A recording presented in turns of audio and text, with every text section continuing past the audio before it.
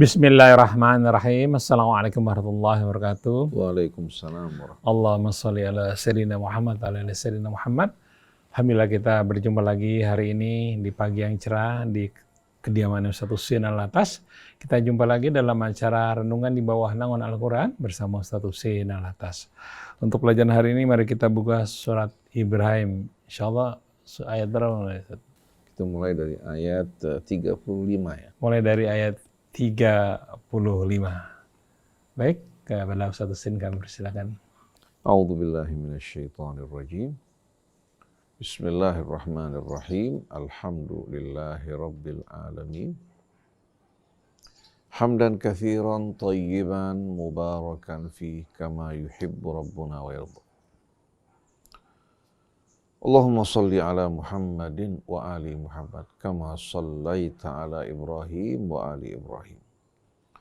Wa barik ala Muhammadin wa ali Muhammad kama barakta ala Ibrahim wa ali Ibrahim fil alamin innaka Hamidum Majid.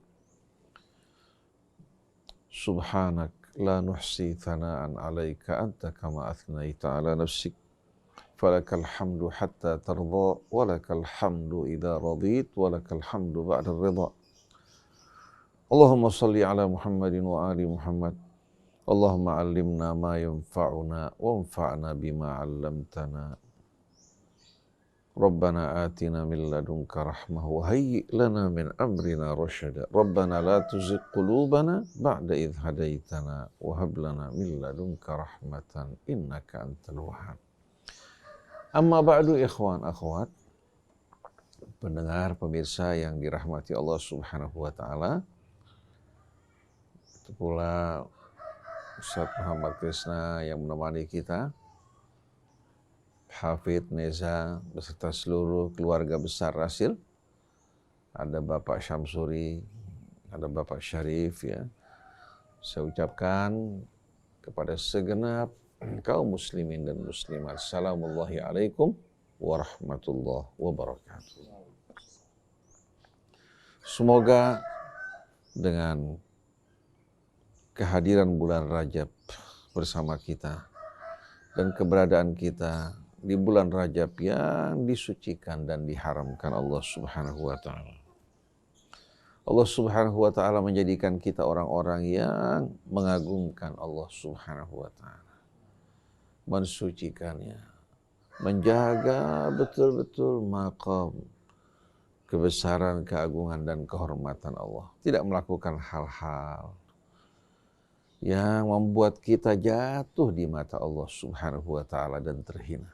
Semoga Allah melindungi kita dari ucapan, perbuatan-perbuatan yang merendahkan dan menghinakan kita di hadapan Allah Subhanahu wa taala.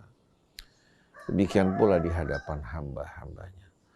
Allah Subhanahu wa taala hiasi kita dengan makarimul akhlak, dengan tutur kata yang baik, dengan perbuatan yang mulia, jiwa yang penuh dengan rahmat, penuh ketakwaan kepada Allah Subhanahu wa taala. Semoga Allah memperbaiki keadaan kaum muslimin dengan keberkahan dari bulan ini dan kehormatannya. Allah ampuni dosa kita, dosa kedua orang tua kita, guru-guru kita, kaum muslimin dan muslimat. Dan Allah limpahkan berkahnya atas kita semua di bulan Rajab ini. Demikian pula di bulan Sya'ban, bantu kita untuk dapat menjalankan ibadah siam dengan sebaik-baiknya di bulan Ramadan.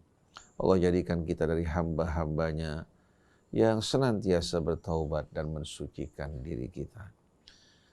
Hingga kita mengakhiri hidup kita menjumpai Allah Subhanahu wa taala dalam keadaan bersih dari dosa kita dengan ampunan dari Allah Subhanahu wa taala dan rahmatnya, amin ya rabbal alamin. Ikhwan akhwat yang dirahmati Allah, pagi hari ini insyaallah kita akan melanjutkan renungan kita bersama surah Ibrahim dimulai dari ayat 35. Terlebih dahulu kita akan membaca Ummul Quran. A'udzu billahi minasyaitonir rajim. Bismillahirrahmanirrahim. Alhamdulillahi rabbil alamin. Ar-Rahmanir Rahim. Maliki yaumiddin. Iyyaka na'budu wa iyyaka nasta'in. Ihdinas siratal mustaqim. Siratal ladzina an'amta 'alaihim ghairil maghdubi 'alaihim waladdallin. وَإِذْ قَالَ إِبْرَاهِيمُ رَبِّ اجْعَلْ هَذَا الْبَلَدَ آمِنًا وَاجْنُبْنِي وَبَنِيَّ أَن نَّعْبُدَ الْأَصْنَامَ رَبِّ إِنَّهُنَّ أَضْلَلْنَ كَثِيرًا مِّنَ النَّاسِ فَمَن تَبِعَنِي فَإِنَّهُ مِنِّي وَمَنْ عَصَانِي فَإِنَّكَ غَفُورٌ رَّحِيمٌ.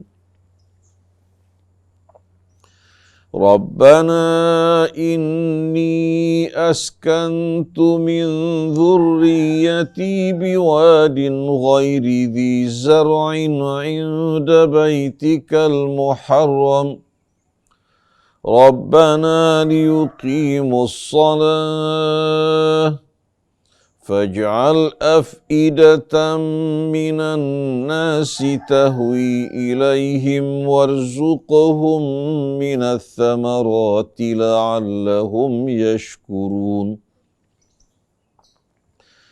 رَبَّنَا إِنَّكَ تَعْلَمُ مَا نُخْفِي وَمَا نُعْلِنُ وَمَا يَخْفَى عَلَى اللَّهِ مِنْ شَيْءٍ فِي الْأَرْضِ وَلَا فِي السَّمَاءِ الْحَمْدُ لِلَّهِ الَّذِي وَهَبَ لِي عَلَى الْكِبَرِ إِسْمَاعِيلَ وَإِسْحَاقَ إِنَّ رَبِّي لَسَمِيعُ الدُّعَاءِ رَبِّ اجْعَلْنِي مُقِيمَ الصَّلَاةِ وَمِنْ ذُرِّيَّتِي رَبَّنَا وَتَقَبَّلْ دُعَاءِ رَبَّنَا اغْفِرْ لِي وَلِوَالِدَيَّ وَلِلْمُؤْمِنِينَ يَوْمَ يَقُومُ الْحِسَابُ. صَدَقَ اللَّهُ الْعَظِيمُ. صَدَقَ اللَّهُ الْعَظِيمُ. وصدق رسوله الكريم ونحن على ذلك من الشاهدين. Ikhwan akhwat yang dirahmati Allah, pada renungan dan kajian kita yang lalu, Allah Subhanahu wa Ta'ala memberikan perumpamaan yang amat indah, yang amat mempesona, meresap ke dalam sanubari, membuka dan menerangi wawasan kita semua. Perumpamaan yang begitu indah mengenai kalimah thayyibah yang mengakar dalam sanubari jiwa orang-orang yang beriman. Dari akar keimanan yang begitu kokoh dan kuat, lahirlah dan tumbuhlah dahan, batang yang menjulang di angkasa dengan dahan dan ranting-rantingnya. Pada setiap pucuk rantingnya terdapat buah-buah yang terus bermunculan tanpa mengenal musim. Ini merupakan gambaran dari orang yang beriman, yang dalam jiwanya tertanam akar keimanan yang begitu kokoh dan kuat. Badai bertiup, cobaan yang bermacam-macam mendera dan menerpa, tapi tidak sama sekali menggoyahkan keimanan dan keyakinannya. Maka semua ini menambahkan kedekatan dirinya kepada Allah Subhanahu wa Ta'ala. Apapun keadaan yang dihadapi, dia tidak akan melupakan perannya untuk memberikan manfaat bagi orang-orang di sekelilingnya. Memberikan juga keteduhan di samping buah-buah yang tak pernah sama sekali berhenti tanpa mengenal musim. Kata-katanya indah dan baik, demikian pula perbuatannya. Semua memberikan manfaat dan buah-buah yang segar bagi masyarakat, bagi hamba-hamba Allah di sekelilingnya. Mengapa demikian? Karena hidup dengan kalimat thayyibah, dengan kalimat tauhid, berarti hidup selaras dengan seluruh makhluk di alam raya. Yang seluruhnya mensucikan Allah Subhanahu wa Ta'ala dan mentauhidkan Allah. Wa in min syai'in illa yusabbihu bihamdihi walakin la tafqahuna tasbihahu. Tidak ada satupun makhluk kecuali semuanya bertasbih mensucikan Allah. Allah Subhanahu wa Ta'ala, Tuhan yang Maha Esa, la syarika.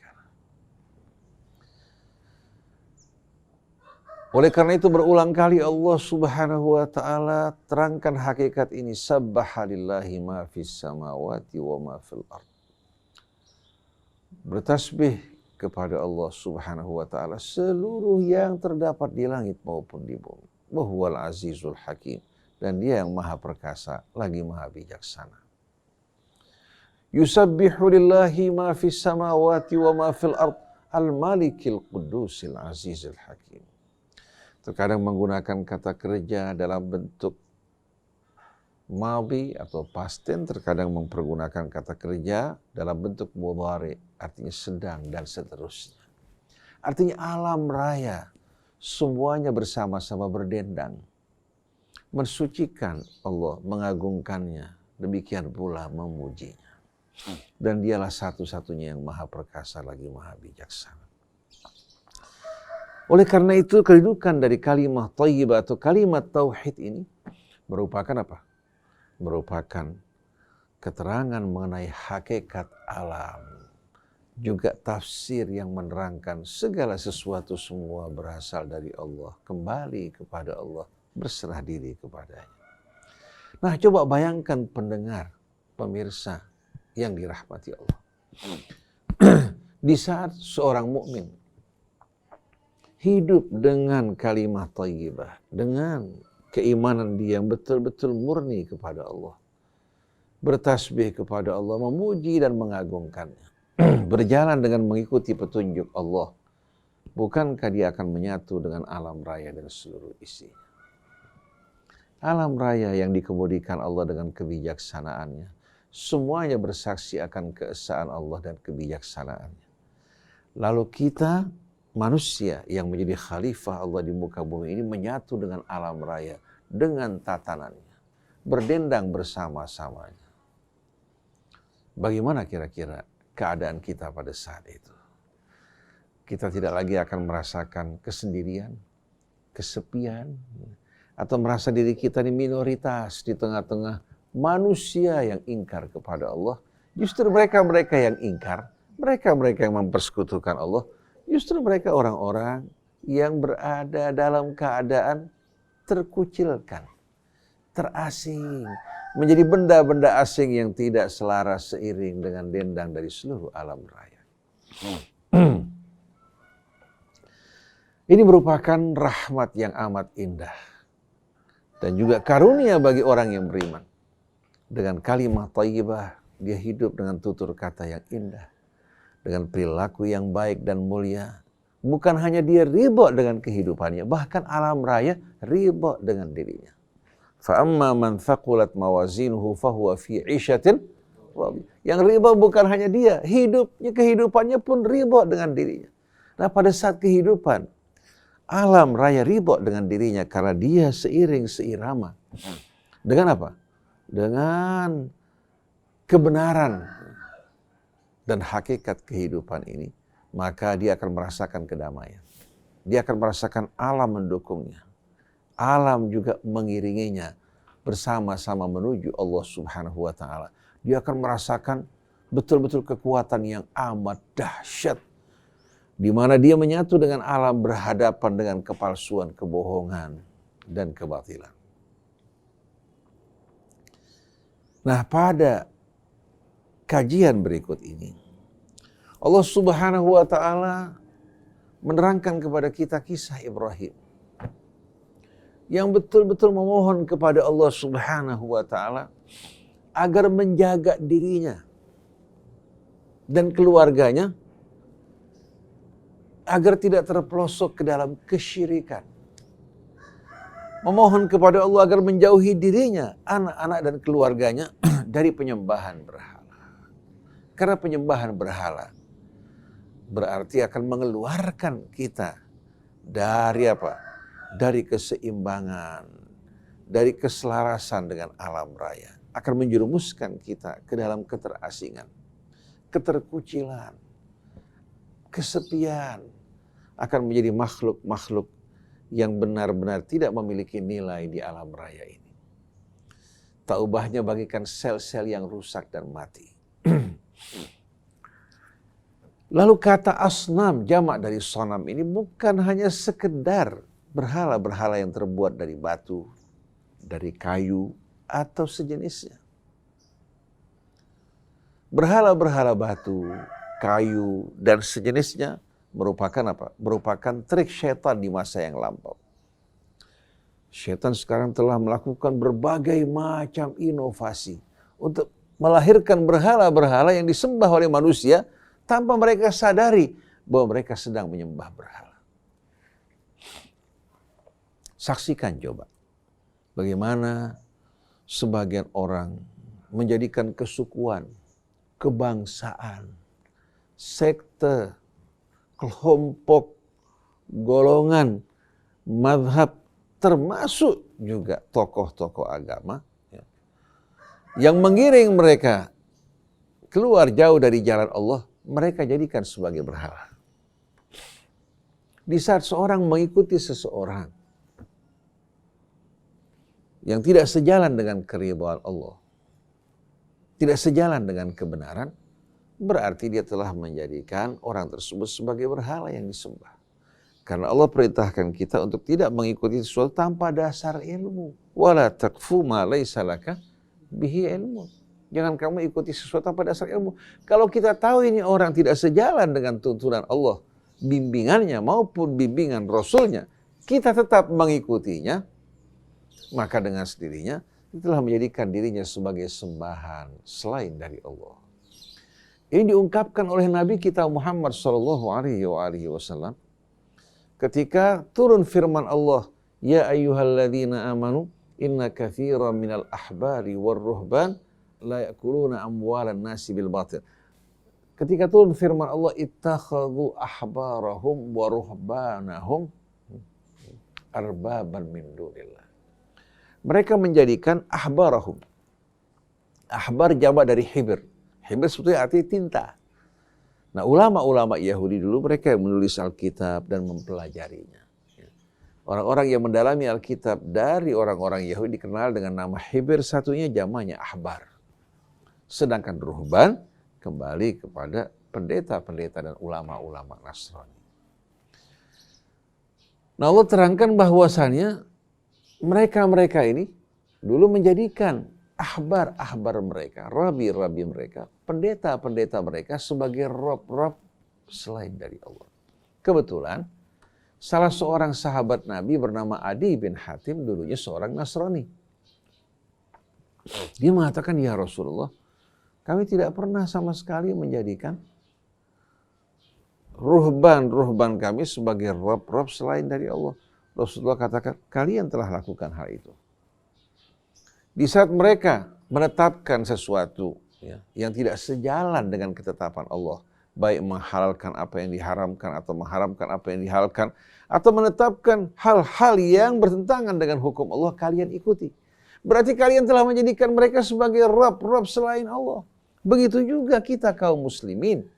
Di saat kita mengikuti ulama-ulama tanpa dasar ilmu, mereka mengeluarkan fatwa, menetapkan sesuatu yang bertentangan dengan kitab Allah dan sunnah Rasulnya, maka dengan sendirinya kita telah menjadikan mereka sebagai Rob selain dari Allah. Dan ini merupakan bahagian dari penyembahan terhadap berhala. Tapi berhala yang tidak terbuat dari batu justru berhala yang lebih halus. Oleh karena itu saksikan bagaimana umat Islam yang Tuhannya satu, yang nabinya sama, yang kitabnya juga satu, bagaimana mereka bercerai-berai, dicerai-beraikan oleh apa? Fanatisme terhadap madhab mereka, terhadap kelompok mereka. Kalau hanya sekedar menjadikan madhab sebagai pemikiran, ya, sebagai pendapat-pendapat ulama, ya, untuk memberikan kekayaan masukan dan solusi bagi mereka, itu hal yang wajar. Tapi kalau dia telah menjadikan madhab kedudukannya sama dengan agama yang berbeda dengan dirinya, ya, sudah bukan lagi masuk dalam golongannya, maka dengan sendirinya sadar tidak sadar mereka telah menjadikan madhab mereka sebagai berhala. Kalau tidak, seharusnya mereka disatukan dalam iman, dalam Islam, walaupun berbeda pendapat. Katakan madhab mereka berbeda dalam fikih, tetap loyalitas mereka kepada Allah, kepada Rasulnya, dan orang yang beriman. Mereka tetap berangkulan, walaupun yang satu katakan kunut, yang satu tidak kunut, yang satu katakan membaca Yasin di malam Jumat, yang satu tidak, yang satu katakan membaca tahlil, yang satu tidak. Selagi apa yang dilakukan tidak bertentangan dengan prinsip-prinsip Islam, seharusnya kita tidak boleh bermusuh-musuhan. Tapi sayang, mereka telah menjadikan madhab bukan hanya sederajat dengan agama, bahkan lebih tinggi dari agama. Mereka lupakan syahadatain, 2 kalimat syahadat yang diucapkan saudaranya. Mereka lupakan saudaranya juga sholat sama seperti dirinya, juga menjalankan ibadah puasa. Tapi kebencian dan fanatisme telah betul-betul menjerumuskan mereka ke dalam penyembahan berhala tanpa mereka sadari. Oleh karena itu mari kita bersihkan hati kita dari kesyirikan baik yang nampak maupun yang halus. Nah, kita ikuti kisah yang Allah Subhanahu wa taala ceritakan mengenai Ibrahim, atau sekelumit kisah Ibrahim. Harapan, dambaan dan permohonannya serta ungkapan rasa syukurnya yang tak terhingga. Agar menjadi pelajaran buat kita daripada menyibukkan diri kita dengan hal-hal yang tidak bermanfaat, yang tidak berguna, mari kita sibukkan diri kita dengan hal-hal yang bermanfaat, yang akan meluruskan hidup kita, menggugah kesadaran kita, dan menjadikan kita betul-betul orang-orang yang berserah diri seutuhnya kepada Allah. Wa idh qala Ibrahimu Rabbi ij'al hadzal balada amin wajnubni wa baniya an na'budal asnam. Terangkan kepada mereka, wahai Rasulullah, ketika Ibrahim berkata, wahai Tuhanku, jauhilah aku ya Allah, atau jauhkan dariku ya Allah, demikian pula anak-anak keturunanku dari penyembahan berhala. Ibrahim yang begitu tulus dalam bertauhid, berserah diri kepada Allah, dia memohon kepada Allah Subhanahu wa taala, wahai Tuhanku, jauhkan dariku dan anak-anak keturunanku penyembahan berhala. Rabbi innahunna adlalna katsiran minan nas. Wahai Tuhanku, sesungguhnya berhala-berhala ini telah banyak menyesatkan manusia, atau telah banyak menyesatkan kebanyakan manusia. Faman tabi'ani fa innahu minni. Siapa yang mengikuti aku dalam jalan tauhid ini, berserah diri kepada Allah, maka dia merupakan bahagian dari pengikutku. Wa man asani fa innaka ghafurur rahim. Siapa yang menentang aku, sesungguhnya engkau Maha Pengampun lagi Maha Penyayang. Ibrahim masih memohon kepada Allah untuk memberikan ampunan. Apa yang Ibrahim ucapkan tadi? Sesungguhnya mereka, berhala-berhala ini telah banyak menyesatkan kebanyakan manusia. Coba renungkan sama-sama. Bisa tidak patung dan sejenisnya mengajak orang bermaksiat? Di mata kita patung-patung ini benda mati yang tidak mungkin sama sekali bisa memberikan petunjuk atau menyesatkan manusia. Berarti yang dimaksudkan dalam ayat ini sebetulnya bukan patungnya. Bukan patungnya. Tapi apa? Syaitan-syaitan dan sekutu-sekutunya yang telah memalingkan manusia dari Allah Subhanahu wa taala menuju berhala. Kalau zaman dulu di saat manusia masih dalam keadaan apa? Sederhana, syaitan menggunakan berhala-berhala batu termasuk diantaranya sapi seperti yang dilakukan Samiri terhadap pengikut Nabi Musa. Padahal baru diselamatkan dari mana? Baru diselamatkan dari Fir'aun. Mereka menyaksikan mukjizat kebesaran Allah, ternyata bisa diperdayakan untuk menyembah anak sapi. Padahal di bawah naungan Nabi Musa dan Harun. Harun mengingatkan mereka, diejek dan tidak diperdulikan. Bahkan hampir mereka membunuh Harun. Jadi kalau kita lihat, yang berbahaya sebetulnya bukan patungnya. Pada masa Nabi Sulaiman, jin diperintahkan untuk membangun apa? Membangun patung-patung ya, sebagai seni, bukan sebagai apa? Objek ibadah. Patung-patung binatang, patung-patung yang bermacam-macam sebagai hiasan dan seni, ya. Bukan sebagai apa? Bukan sebagai objek ibadah. Jadi yang berbahaya apa? Yang berbahaya wal'iyadzubillah adalah apa? Penyelewengan, penyimpangan, kesyirikan di hati kita. Walaupun tidak terdapat batu, tapi tanpa disadari seseorang bisa digelincirkan oleh syaitan menuju penyembahan terhadap taghut. Kata taghut ini, asal katanya taghin, yang melampaui batas. Orang yang sewenang-wenang melampaui batas, ya, melakukan perbuatan yang tidak benar dikatakan taghut. Kemudian taghut menunjukkan arti mubalaghah. Nah, taghut di sini, ya, di belakangnya adalah syaitan. Rajanya adalah syaitan. Nah, syaitan sebagai rajanya, sebagai dedengkotnya, sedangkan apa? Kaki tangannya bermacam-macam, baik dari kalangan jin maupun kalangan manusia. Bahkan tanpa disadari, banyak rabi-rabi Yahudi, pendeta-pendeta Nasrani, ulama-ulama Islam yang dipergunakan sebagai kaki tangan syaitan untuk memalingkan manusia dari Allah Subhanahu wa taala, memalingkan manusia dari agama Allah kepada apa? Kepada doktrin-doktrin syaitan.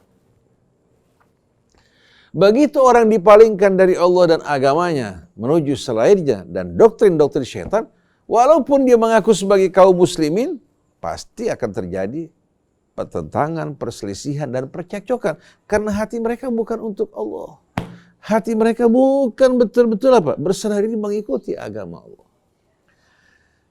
Saya tidak mengatakan bahwasannya, ya, mazhab secara apa? Zatnya sebagai berhala, atau mereka yang bermazhab Syafi'i, Maliki, Hambali, Hanafi sebagai penyembah berhala, tidak.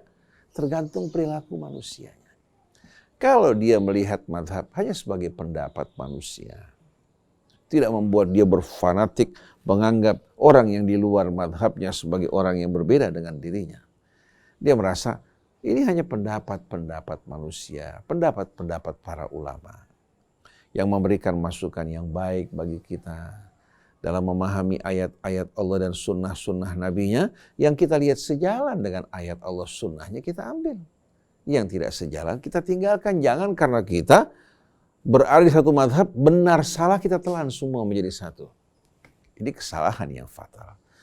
Nah, karena kita selama ini menempatkan madhab bukan hanya sejajar dengan agama Allah, bahkan di atas agama Allah Subhanahu wa taala, terjadilah petaka bencana di tengah-tengah umat Islam. Allah juga meninggalkan kita.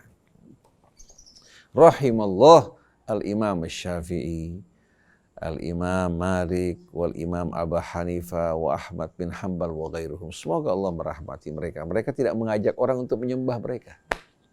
Tidak mengajak mereka untuk menjadikan mazhab mereka sebagai pengganti agama. Tapi yang di bawah masyarakat awam ini dibutakan oleh kefanatikan, ditiupi juga oleh syaitan. Akhirnya kita umat Islam saling bermusuhan. Jadi kita lihat doa Ibrahim ketika Ibrahim berkata, wahai Tuhanku, jauhkan dariku dan anak-anak keturunanku penyembahan berhala. Wahai Tuhanku, sesungguhnya berhala-berhala ini telah menyesatkan kebanyakan manusia. Ini perhatikan kata-kata katsiran minan nas. Itu betul-betul amat mengerikan, bukan hanya sedikit, tapi katsiran minan nas. Oleh karena itu Allah Subhanahu wa taala mengatakan apa? Wa ma yu'minu aktsaruhum billah illa wa hum musyrikun. Dan tidak beriman kebanyakan mereka kepada Allah kecuali mereka dalam waktu yang sama juga mereka mempersekutukan Allah Subhanahu wa taala. Jadi mereka beriman tapi imannya bercampur dengan syirik dalam waktu yang sama. Mereka mungkin tidak menyadari hal ini. Lalu Ibrahim dengan tegas mengatakan, siapa yang mengikuti aku, ya, bertauhid kepada Allah, menjauhkan diri dari penyembahan berhala, maka dia pengikutku. Wa man asani fa innaka ghafurur rahim. Siapa yang menentang aku, sesungguhnya engkau maha pengampun lagi maha penyayang. Engkau lebih tahu mengenai hambamu.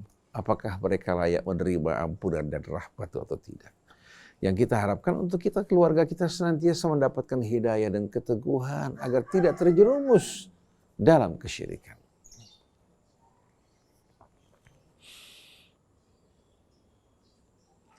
Rabbana inni askantu min dhurriyyati biwadin ghairi dhi zar'in inda baitikal muharram.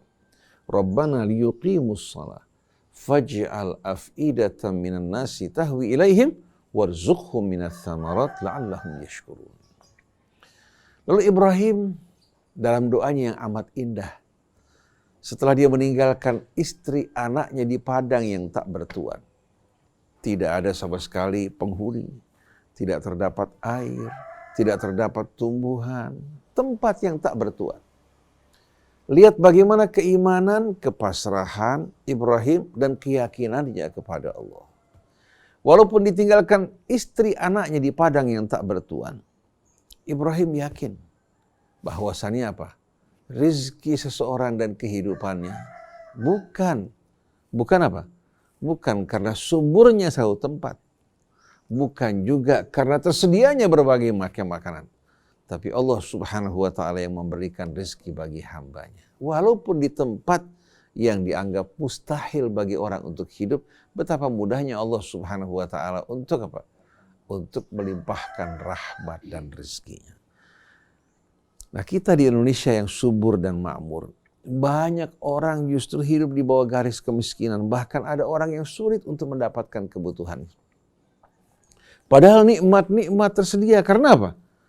Karena hati kita tidak sama sekali berhubungan dengan Allah Subhanahu wa taala. Banyak manusia-manusia yang zalim, yang memonopoli, mengumpulkan harta kekayaan, walaupun dengan mendatangkan penderitaan bagi saudara-saudaranya.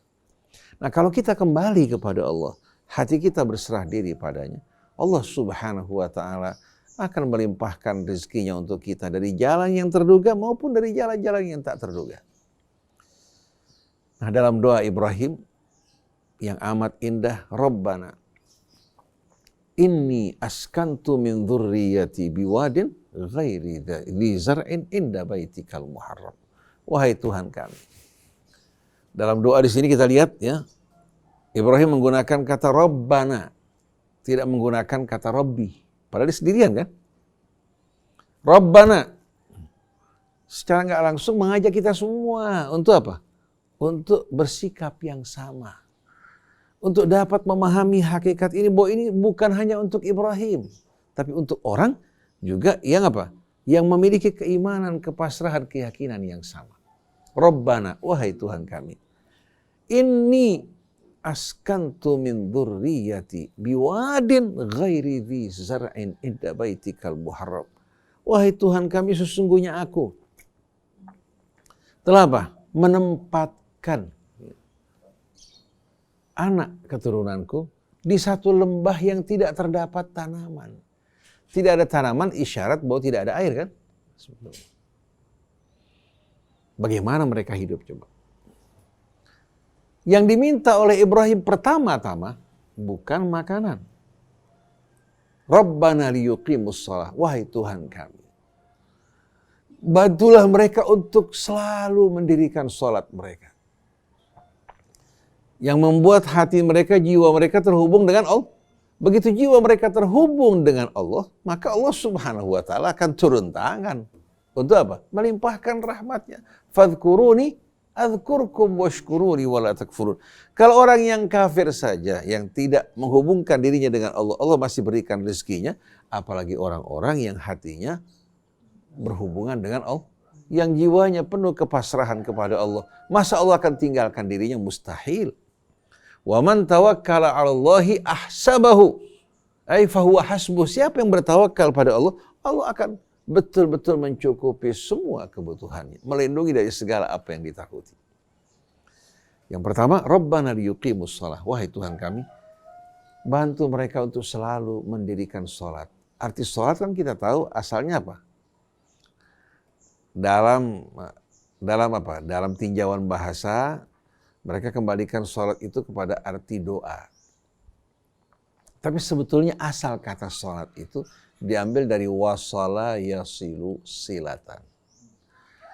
Cuma bedanya antara silaturrahmi ya dan salat. Kalau salat, ya, salat wawnya dipindahkan ke belakang. Sedangkan silaturrahmi ya wawnya di depan. Karena asalnya apa? Sila itu wislah asalnya. Untuk membedakan dua jenis hubungan. Kalau silaturrahim, hubungan sederajat antara kita dengan sesama manusia. Kalau salat, hubungan antara kita hamba dengan Allah. Hubungan kita yang lemah dengan yang maha kuasa, yang miskin dengan yang maha kaya. Nah, salat ini merupakan wasilah yang betul-betul paling ampuh, paling indah, yang membuat orang masuk ke dalam naungan rahmat Allah Subhanahu wa ta'ala dan perlindungannya. Oleh karena itu Nabi di saat menghadapi apa saja yang menggelisahkan hatinya, idza hazabahu amrun, begitu dia berhadapan dengan cobaan yang berat, langsung dia lari ke dalam salat. Lari ke dalam salat. Di saat seorang melakukan maksiat, ya, dia bertobat pada Allah, pertama-tama lakukan sholat setelah dia berwudu. Sampai Imam Ali mengatakan, jangan kamu biarkan diri kamu melakukan dosa, kecuali kamu segera bertaubat dan lakukan sholat memohon ampun kepada Tuhan. Jangan dibiarkan dosa numpuk, baru apa? Kalau cucian kebanyakan numpuk, ngerjainnya repot. Apalagi kalau kelamaan sesuatu melekat pada pakaian kita, lama-lama apa? Dalu. Makin susah, makin angel untuk dibersihkan. Betul tidak? Kalau begitu dia melekat, dicuci langsung kan hilang bekasnya. Oleh karena itu, kalau kita berbuat dosa, dalam keadaan lupa, segera kita bertobat, susul keburukan kita dengan kebaikan. Rabbana liyuqimus shalah. Jadi arti salat sebetulnya hubungan. Di saat seorang mendirikan salat, bukan hanya mengerjakan salat, berarti dia selalu terhubung dengan Allah, bukan hanya di masjid. Bukan hanya pada saat sholat, di luar sholat juga terhubung dengan Allah. Tapi kalau mengerjakan sholat, selesai sholat putus lagi. Seperti kebanyakan kita. Waktu sholat dia berhadapan dengan Allah, di luar sholat jiwanya bukan dihadapkan kepada Allah. Korupsi jalan terus, bohong jalan terus, ngerampas tanah orang, betul enggak? Nah yang Allah perintahkan mendirikan sholat. Yang diminta Ibrahim juga mendirikan sholat. Setelah Ibrahim memohon pada Allah agar anak keturunannya ya, betul-betul dijaga, dibimbing untuk mendirikan sholat. Permintaan yang kedua apa? Faj'al af'idatan minan nasi tahwi ilaihim. Jadikan hati sebahagian manusia condong, dekat, ya, cinta kepada mereka. Orang bisa nggak dicintai hanya karena hartanya? Dicintai karena kedudukannya. Walaupun kita diberikan uang, diberikan kedudukan, tapi disakiti dengan mulutnya, tidak mungkin muncul di hati kita apa? Kedekatan. Betul enggak? Hubungan kita hanya hubungan kepentingan maslahat. Bahkan setelah terima uang masih maki-maki. Betul enggak? Tapi subhanallah, orang kalau berakhlak baik dan mulia, bisa nggak menumbuhkan cinta? Walaupun musuh berhadapan dengan orang yang akhlaknya baik, membuat dia tidak berdaya sama sekali. Oleh karena itu Nabi, walaupun dibenci oleh kaum musyrikin Quraisy, tapi orang Quraisy nggak bisa sama sekali memungkiri bahwa beliau seorang yang jujur, seorang yang amanat. Oleh karena itu dalam keputusan, mereka minta Rasulullah memberikan keputusan di tengah-tengah mereka. Walaupun mereka nggak jujur. Walaupun nggak jujur, tapi mereka mengakui kepribadian Nabi kita Muhammad SAW. Oleh karena itu, Ibrahim ketika meminta agar anak-anaknya dicintai oleh apa? Oleh manusia, orang dekat kepada mereka, secara nggak langsung Ibrahim minta agar anaknya diberikan akhlak dan pekerti yang luhur. Akhlak dan pekerti yang luhur ini luar biasa indahnya. Oleh karena itu, salah satu akhlak yang baik adalah berbuat ihsan kebaikan. Seorang penyair mengatakan, ahsin ilan nasi tasta'bid qulubahum. Berbuat baiklah pada manusia, engkau akan dapat betul-betul menguasai hati mereka. Akan dapat menguasai. Oleh karena itu seorang koruptor, seorang yang biasa melakukan apa? Cara-cara usaha yang tidak benar. Kalau sikapnya lemah lembut baik sama orang. Sama ulama jujur, tapi kerjaannya maki-maki orang. Mana yang lebih disukai? Oleh karena itu, yang batil, yang tidak baik, kalau dibawa dengan cara pemasaran yang baik, marketingnya baik, menarik. Tapi kalau yang hak disampaikan dengan cara yang arogan, orang lari. Fabima rahmatin minallahi lintalahum. Dengan rahmat dari Allah, kau bersikap lemah lembut terhadap mereka. Walau kunta faddan ghalidhal qalbi lan faddu min haulik.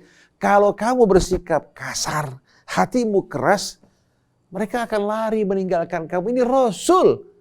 Kalau dia bersikap keras bakal ditinggalkan. Apalagi kita yang bukan Rasul. Apalagi kita yang kita sampaikan tidak semuanya 100% dalam keadaan benar. Betul enggak? Jadi kita lihat ihsan, kemudian kelembutan itu merupakan bahagian dari makarimul akhlak. Kalau kita berakhlak baik, yakin kecintaan di hati manusia akan muncul. Walaupun kita nggak berikan apa-apa. Malah orang akan berdatangan untuk apa? Untuk mengulurkan tangan mereka kalau menyaksikan orang-orang yang berakhlak mulia ini membutuhkan sesuatu. Itu yang diminta oleh Ibrahim. Supaya anak-anak keturunannya ini dicintai oleh manusia. Ketika mereka menyampaikan amanat Allah, keluarga Ibrahim sudah diamanatkan untuk menjadi dai-dai yang menyampaikan amanat Allah. Nah, di saat mereka menyampaikan amanat Allah dengan akhlak yang baik, dengan bekal kecintaan yang Allah tanamkan, dengan mudah orang akan ikut mereka. Baru yang terakhir, warzuqhum minas samarat, anugerahkan bagi mereka rezeki dari berbagai macam buah-buahan. Yang terakhir, kalau kita biasanya yang pertama nih permintaan. Ini permintaan yang terakhir, agar kita menempatkan masalah kehidupan dunia ini jangan di depan. Akhirnya apa? Agama rusak. Untuk mendapatkan jabatan, mendapatkan materi, mendapatkan kesenangan dunia, kita halalkan segala cara. Tapi kalau di belakang, dia hanya sebagai bekal, bukan tujuan. Dan kita lihat keimanan Ibrahim. Kota suci Mekah yang dikelilingi oleh bukit-bukit batu, tidak terdapat tanaman. Ibrahim minta kepada Allah agar menganugerahkan bagi mereka itu rezeki yang bermacam-macam. Kalau orang nggak beriman kira-kira, berdoa semacam ini, gimana kira-kira? Nggak mungkin. Subhanallah, kalau orang pergi ke Mekah, dia akan menjumpai berbagai macam buah-buahan berdatangan ke negeri tersebut. Padahal apa? Padahal tidak tumbuh di tempat tersebut. Mau cari anggur yang terbaik, apel yang terbaik, delima yang terbaik, ya. Mau cari jeruk yang terbaik terdapat di sana. Subhanallah, bahkan yang asing, yang dianggap asing, jengkol kita lihat di sana. Ini kejadian kira-kira tahun 80-an atau tahun 70. Ini 80-an. Kita lagi berangkat untuk melakukan ibadah haji. Pada saat itu Mekah belum seperti ini. Mekah ya, di sekeliling masih terdapat bangunan-bangunan tua, jembatan-jembatan besi. Masih banyak yang dalam keadaan kumuh, termasuk juga di Mina.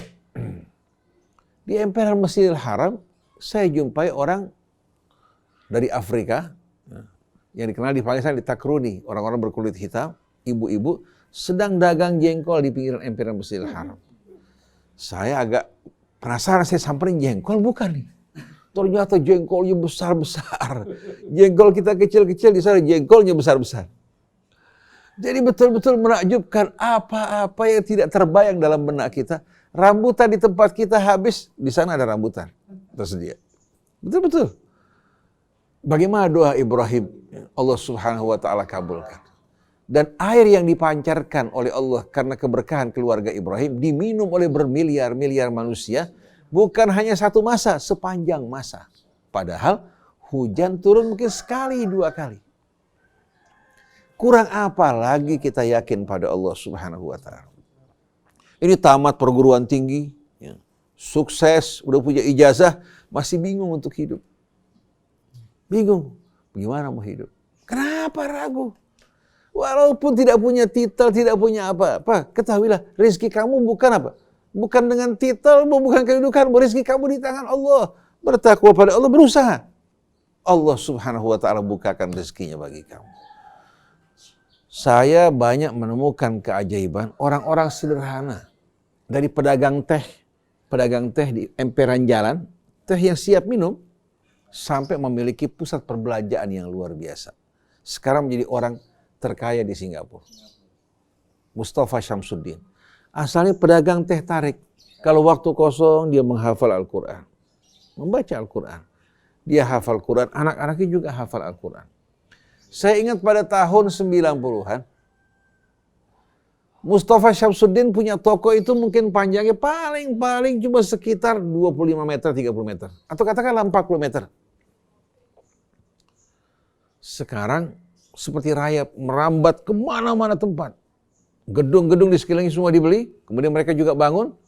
Sampai kalau kita jalan, keliling, kita rasakan betul-betul apa? Letih kita tuh yang luar biasa. Dan subhanallah, dibuka bukan hanya di waktu pagi atau siang, dibuka selama 24 jam. Jadi kalau orang transit di Singapura, ada bus yang mengantarkan dia untuk belanja di Mustafa Syamsuddin jam berapa saja. Sebuah jenis makan barang yang sulit kita dapatkan terkumpul di sana. Padahal asalnya pedagang teh tarik yang aktif membaca Al-Quran. Sekarang sudah meninggal orang tuanya, anak-anak yang memegang. Sedangkan mereka yang berpendidikan tinggi bekerja sebagai anak buahnya. Jadi rizki bukan karena apa? Karena tingginya gelar seseorang. Banyak orang bergelar PhD, tapi apa? Di bawah perintah orang yang tidak berpendidikan sama sekali. Seperti dulu waktu Saudi Arabia pertama kali apa?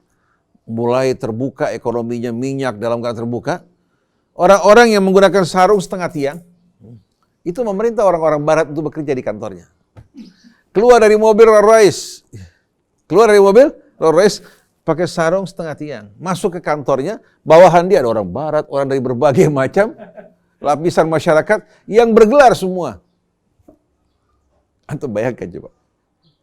Ini min ajaibid dunia, dari keajaiban dunia. Orang bodoh mengatur, memimpin. Begitu juga tanya Om Lim Swiliong. Dulu dia pedagang asongan biasa. Begitu dia maju, yang bekerja di bawahnya semua orang berpendidikan tinggi. Jadi kalau kita lihat, rezeki bukan karena apa? Gelarnya seseorang. Jadi jangan tanamkan di hati anak-anak kita ketergantungan pada gelar, ketergantungan juga pada materi, biar dia bergantung pada Allah Subhanahu wa ta'ala. Kemanapun dia pergi, dia tidak akan pernah mengalami kemiskinan dan kehinaan. Jadi warzuqhum minats tsamarati la'allahum yashkurun. Anugerahkan bagi mereka rezeki dari berbagai macam buah-buahan agar mereka bersyukur.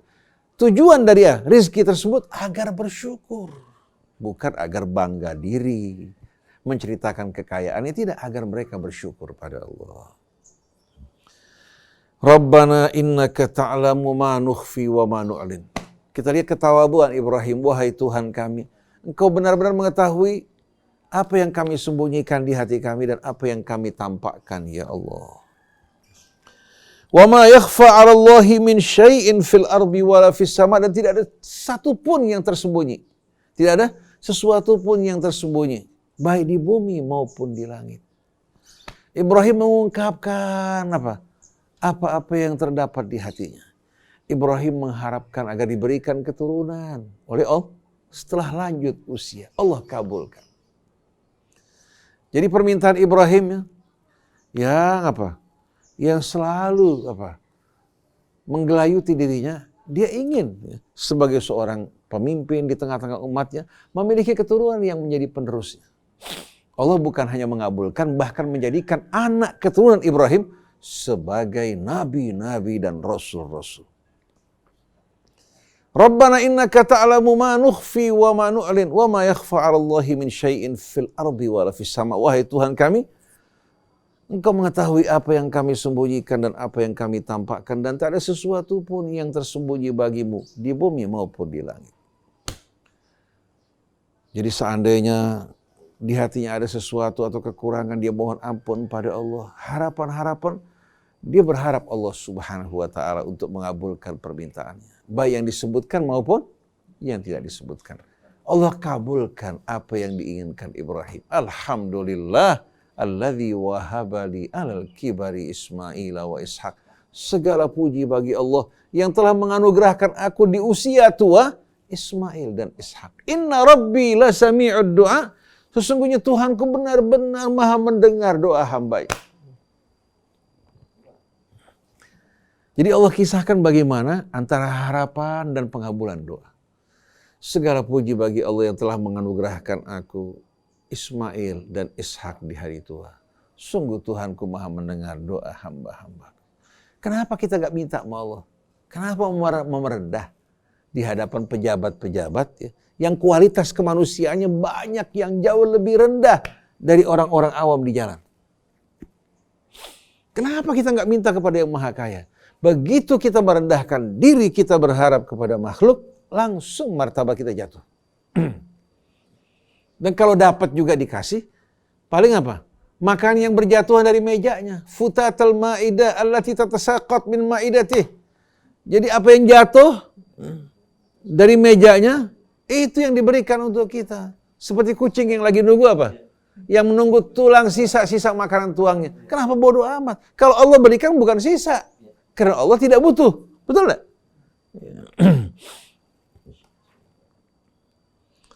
Setelah itu kembali Ibrahim berdoa, Rabbi ja'alni muqimas salati wa min dzurriyyati Rabbana wa taqabbal doa.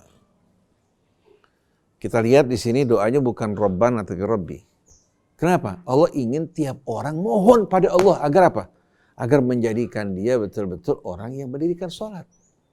Kalau dia sayang sama sholat, dia bakal minta nggak sama Allah Ta'ala?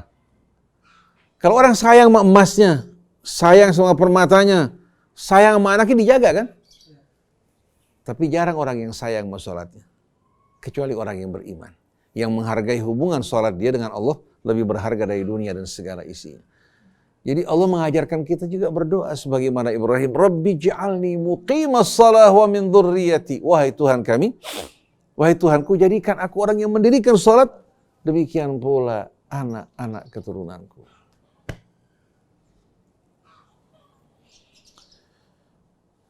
Rabbana wa taqabbal du'a. Wahai Tuhan kami, terimalah doa kami. Antum lihat coba. Di sini kita lihat bagaimana permohonan berulang kan. Dalam bentuk mufrad, Ibrahim itu sendiri. Kemudian dalam bentuk jamaknya, Rabbana wa taqabbal du'a.